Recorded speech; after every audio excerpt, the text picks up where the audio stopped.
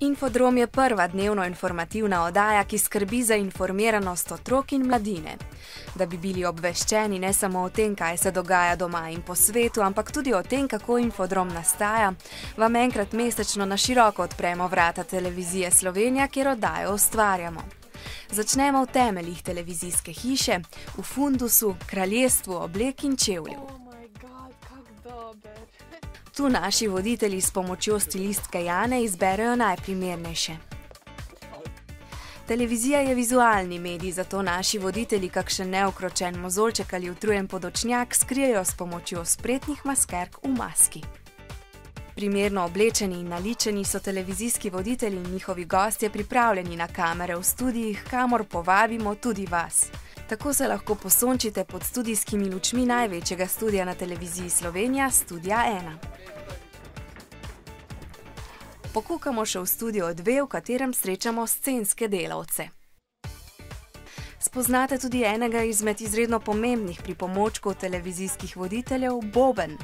Nanj voditelji ne igrajo, ampak z bobna berejo, ne da bi trenili z očesom.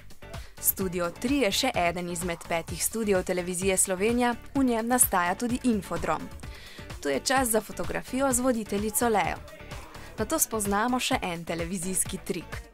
Modro ozadje s pomočjo virtualnih pripomočkov takole oživi, a studio in voditelji ne zadostujejo. Da nastane Infodrom, skrbi ogromno ljudi, ki vodijo snemanje v režiji. Realizator, tonski mojster, tajnica režije, mešalec slike, grafik, operater virtualne scenografije, teleprompter, ki vrti boben in še mnogi, ki skrbijo, da oddajo na koncu lahko vidite na televiziji.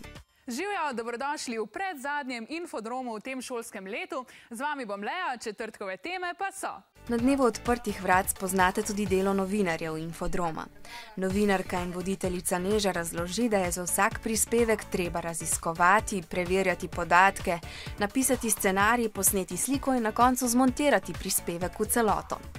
Pri tem pomaga urednica, ki med množico novic izbere tiste, ki so za mlade najpomembnejše in najzanimivejše in ki odpirajo širok pogled na dogajanje doma in po svetu.